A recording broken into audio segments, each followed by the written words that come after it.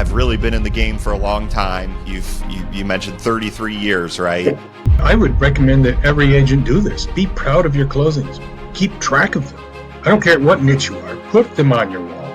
Boast about them. Put them on Facebook. Do not lose track of them. 10 years goes by quickly in this business, and all of a sudden you can have hundreds of people, your best and most loyal people. It always evolves. It always changes. So find your niche. Take the simplest things and do them better than anyone else. And it can be just a matter of dropping off a pie on a holiday. There are over 1.5 million real estate agents in the U.S.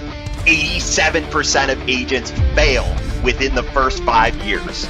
I sit down with the top percentile of agents that are killing it in this market right now.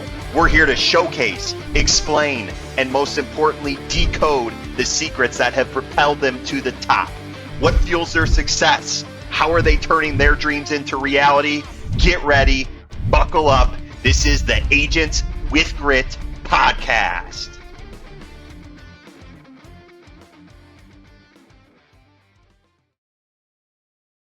All right, so here we are again. We got another episode of Agents with Grit, and I have the pleasure of speaking with Mark Haddock. And Mark, you have really been in the game for a long time. You mentioned 33 years, right? Yep. Awesome. And the amount of production that you've had over the last 12 months has been amazing as well. So you mentioned it's been about 50 transactions, or do you have an idea of? Yeah, it's probably edging a little over that, but it's been a consistent annual thing. Awesome. That's great to hear. So before we kind of dive into obviously how you came to where you are today, with a very large amount of production, I just want to kind of get to know you first. So tell me a little bit about where your drive for success comes from in the business. It comes from a desire to genuinely serve my clients. That's it. That's it. I want to make life better, and it makes me happy to do that. And the money and the production is purely a result of trying to do the simplest things really well. That's it. Mm-hmm. Okay. And I've found a niche that has opened up doors for me. That's amazing. How long ago did you find that niche? 11 years ago. 11 years. Okay. I work with an unusual market base. They're immigrant refugees from northern Myanmar. There is now in the city of Battle Creek, a very small town, some 4,000. And it started out with just one. And they, buying a house is an unequal playing field, especially for an uneducated refugee who's not aware of how to get a loan, save money, or anything about how the system works. So I attempted to do it to kind of equalize the playing field. And word of mouth spread, and now it's just exploded. The loyalty of that group is phenomenal. And now we're buying churches and businesses and restaurants and food stores, and hire a full-time translator. And with each success, I take a picture at closing and I put it up on my wall, and the wall is full from floor to ceiling. and so it's serving an untapped demand. And I do it with great diligence. I try to do the smallest things greatly, and they become great things. So let's go back 11 years, your first transaction, this specific client. Tell me about it. How did they come to your door? Just a fluke. Met them at a showing. Had no idea who they were, where they were from, their story. Just started asking questions and got introduced to other people. And I think opportunity like this is everywhere. It's everywhere. And all you have to do is be present in the moment and realize that this could be an opportunity and simply go with it. I could never have foreseen it. It was there. I took it, and one thing led to the next. Then I then it was a game. It was how best can I serve this community? I did interesting things that helped expand it. Can you talk about that? Like what? Yeah, there was one time where they asked me to sponsor. It was they were doing a national Catholic conference here in Battle Creek. They rented the local big, huge facility here in town. People from all over the country came. They were Roman Catholics. They were Burmese refugees from Burma. Here legally, I might add, all of them here legally, and all but language barriers, knowledge barriers to the market. And here they were all coming, and they said, "Mark, do you want to sponsor this group coming in?" I said, "Yeah, I'll do that." Great, here's the check. And you'll be really happy. We're going to put a big banner in this arena, and you'll get a lot of publicity. And the day of the first day of the event, I walk in there, and there's a big, huge banner in the arena, and it just simply says Mark. Doesn't say real estate, doesn't say Remax, doesn't have my last name or a phone number or what you do. Just says Mark. And I thought, well, that's interesting. He says, it's okay. Everyone knows who you are. And I thought, all right, this is interesting. We may be onto something. That day, I ordered all new real estate signs and all new business cards. He says, the last name just gets confused. We just know you as Mark. And I said, all right. So I ordered all new signs. All it says is Mark. Doesn't have, it has the minimum requirements for, legitimate legally for the franchise legally, but no last name, one word, Mark. The same thing with business cards.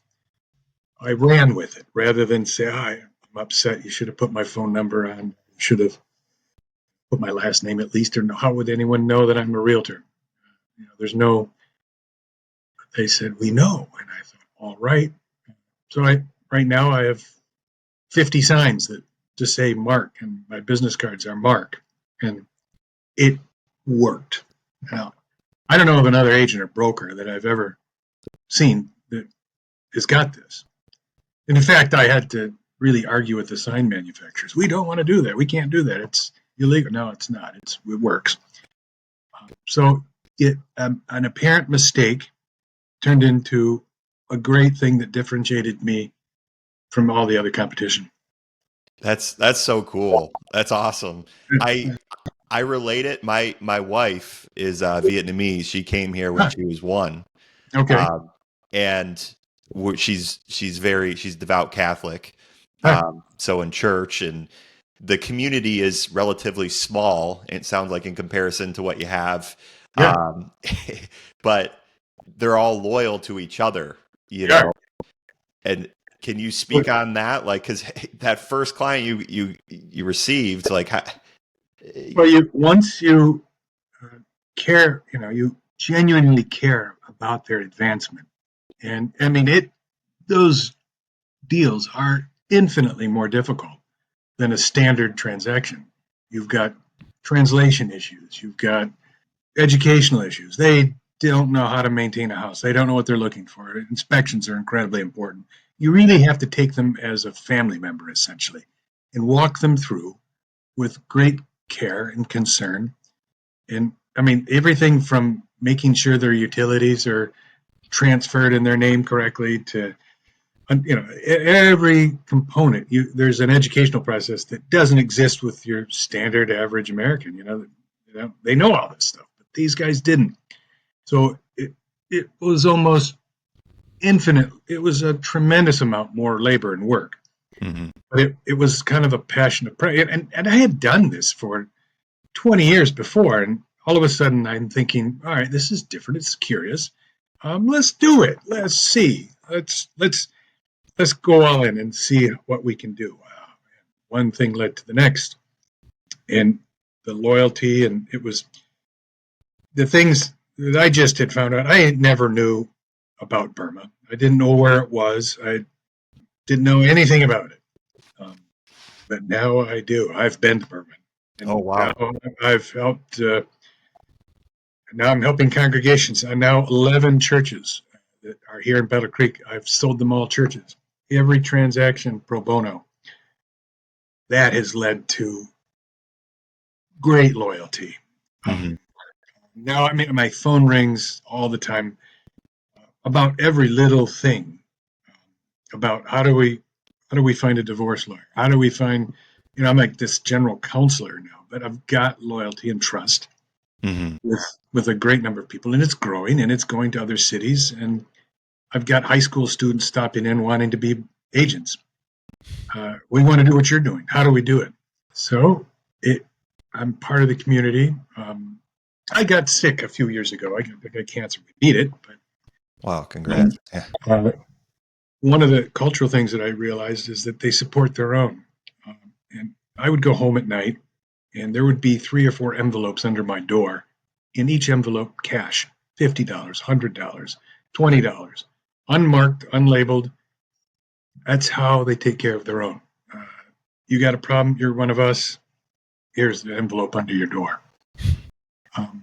I've been made an honorary member of more than one tribe.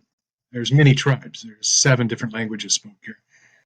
And so we started a Burmese American Center to teach them how to become citizens, teach them how to apply for a job and how to get utilities turned on. Now we bought an old high school. Now it's the Burma Center here in Battle Creek. I ended up marrying the executive director 6 years ago. So yeah, she came here when she was 9. Your wife came when she was 1. right. Martha came when she was 9, and ended up.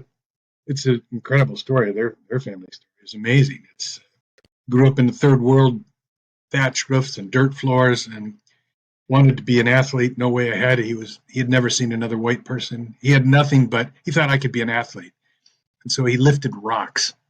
That's how he got strong, by lifting rocks, and he became the national champion of Myanmar in discus and shot put, and went to the Olympics. Wow.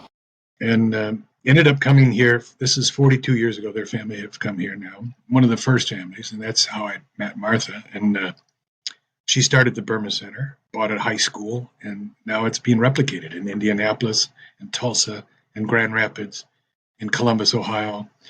It's been a fascinating thing to be part of this. And so you find one niche, you do the smallest thing good, and it can become a great thing. Mm-hmm. So I'm lucky, and now I'm blessed. So, and I think those niches are everywhere. Mm-hmm. They're everywhere. They don't have to be with a particular group of people or culture. They can be where there's ever a need. And you do the simplest thing greatly, and it can become a great thing. Mm-hmm. And then the money will follow. Then the transactions will follow. But I think you can find happiness by serving others and doing it greatly, doing it well. And there's more than one type of wealth in this world. Mm-hmm. There's financial wealth, of course, and there's many other ways that wealth can be measured. And that's where your real happiness is. And I think that when you really focus on that, material wealth is inevitable. Mm-hmm. You will do your 50 transactions. You will sell your 10 or 12 million. And in a city like Battle Creek, 60,000 people, that's a lot. Can make a very good living doing that.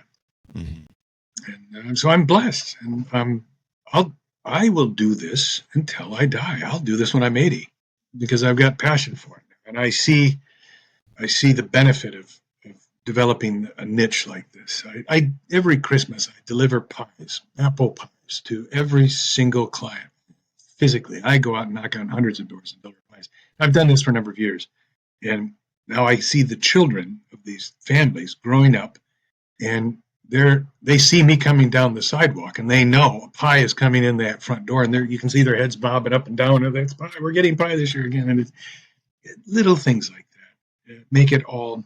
I don't know. It makes it a lot easier to come into the office and handle the chaos that can be that's there with all of the things, and that can't be replaced with technology. It can't be replaced by anything. It's a human connection, and it's there, and it's available to any agent that simply is present enough to see it.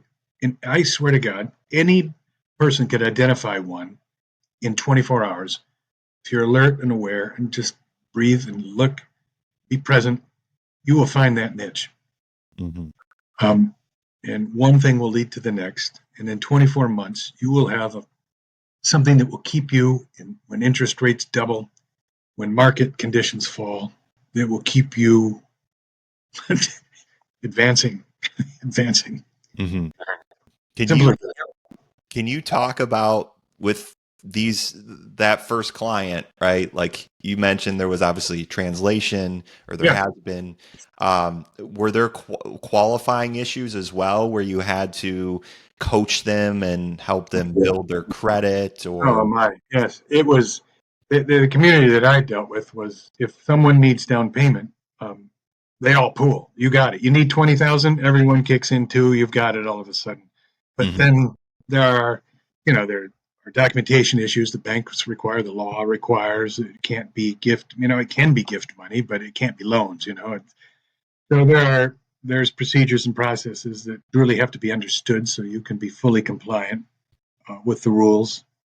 And once they understand them, they are, and gifts flow. I mean, yeah, no one, they didn't understand credit.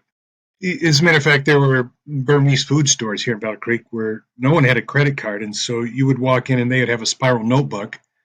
And being with a Vietnamese wife, you might have seen similar things. There's almost a black economy that goes with communities in which credit is extended, received, respected, and paid back and earned with nothing more than a notepad and a pen, and you write it down. They're taking 3 bags of noodles or bags of rice or whatever, and you pay me back when you get credit from the store to the clients that was noted in nothing more than a notebook and pen. I noticed that. What's going on here? Well, no one's got credit. This is how we do it. Okay, interesting. But then look, teaching the banking, the advantage that you have with building a credit score and how you do it. And I've sat many families down with a lender, a credit union, to get their first credit card application so that in a year you will have a score. So many people come with 0 credit score, no bad credit, no good credit, none at all. And in this world, you must have it. Mm-hmm. So yeah, much of how to do that, what code requirements are, what plumbing. I mean, they come from an entirely different world. But mind you, these people are the cream of the crop. It takes a great deal of fortitude to come all the way across the world on the other side and make it in the United States and get here. And it is not an easy thing. So they are focused, they are disciplined, but ignored. They were entirely ignored, and I didn't ignore them. Yeah. And now it's turned into an amazingly wonderful thing where I'm able to come into my office and see. Yeah. The whole wall. Oh my gosh. It's amazing. Walls of just everywhere. And Yeah. so now they come in and, where's my photo? And when am I going to go up? Yeah. And And that's my cousin. I know him. I work with him at this factory. I know. It's an instant finding little. I would recommend that every agent do this. Be proud of your closings. Keep track of them. Mm-hmm. I don't care what niche you are. Put them on your wall. Boast about them. Put them on Facebook.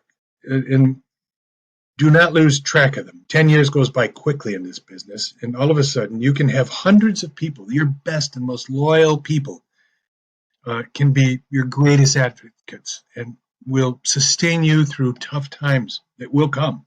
Mm-hmm. It's easy to sell a house when listings are flying off the shelf and you have 25 offers on every listing. But I remember a time, double-digit interest rates, when the only transactions would happen would be land contracts because no one could get a mortgage at a bank. So things are constantly changing, which is great for brokers and agents because we can survive and thrive as long as there's change.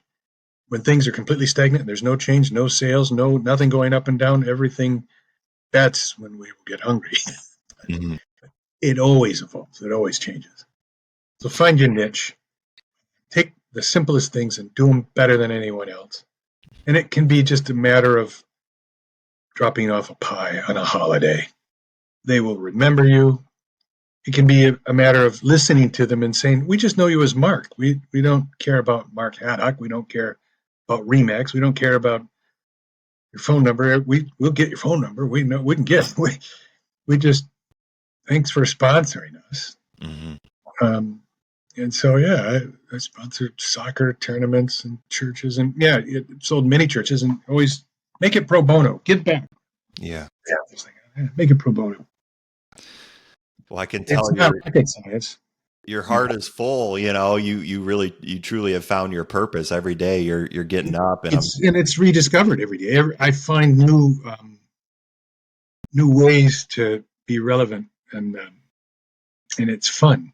You know, it is satisfying. It's more satisfying than a big paycheck. I'm telling you. It's going to keep me now. I'm getting older, but I'm telling you, I'm vibrant, and I want to live a long time and do this for many more years, because it's, yeah. So I take great pride in getting up in the morning and putting a shirt and tie on and coming in and serving these guys to the best of my ability, and the money will follow. It will. If you're focused on production only or money or closings only, all right, that might work too, but you will become a cog in a machine, and you will lose the humanity that keeps us all connected and makes it really worth. We are a service industry. We are about loving our citizens, our fellow citizens, and our clients genuinely. You do that, you'll be wealthy in many ways. Yeah, and it's worked well. You've built a very successful business. Works well for anyone that does it. I'm not the first to do this kind of thing. I would say start today.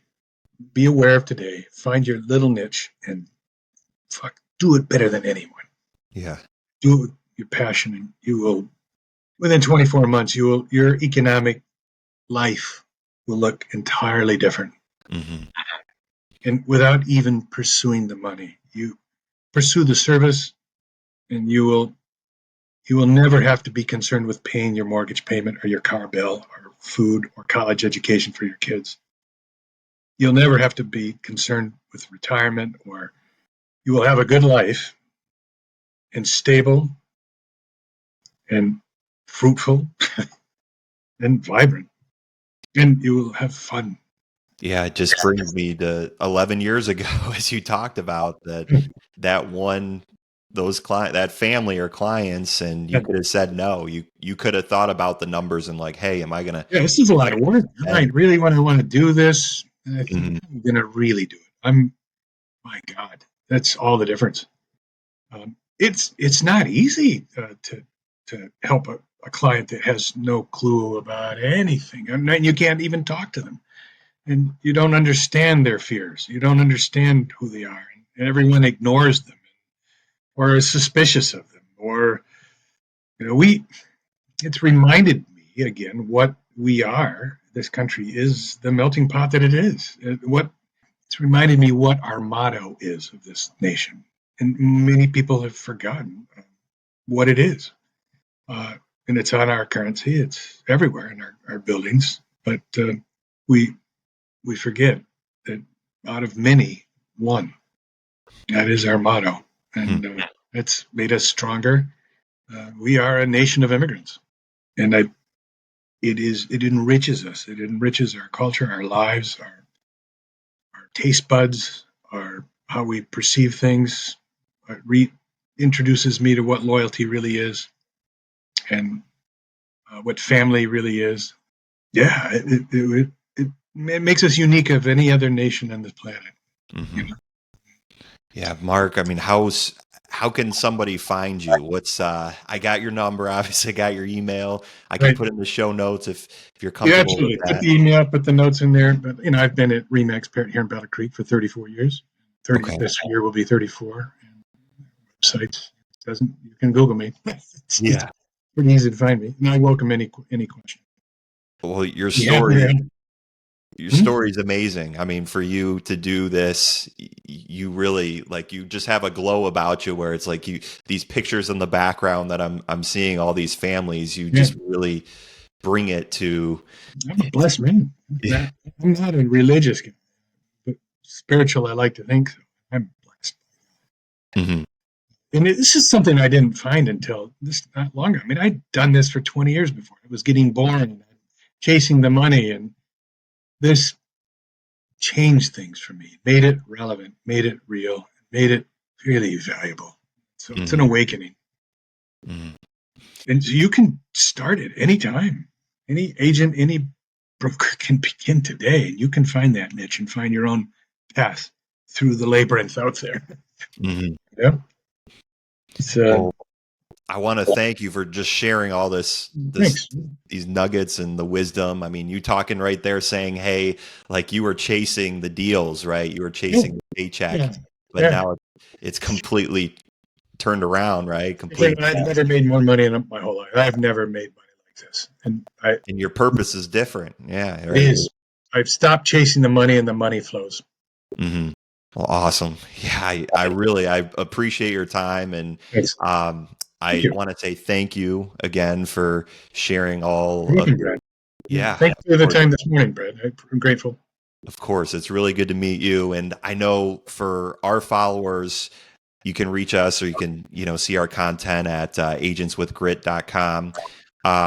So if you have anything else you want to share, Mark, can you tell us like what else you would say to maybe a brand new agent? Start today.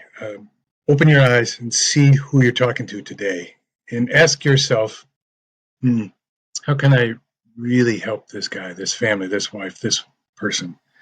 And it can be the smallest thing. It can be the smallest little thing, and do that little thing greatly, and that will become a great thing. Beautiful. Well, thank you, Mark. I appreciate it a ton. Thanks for coming on.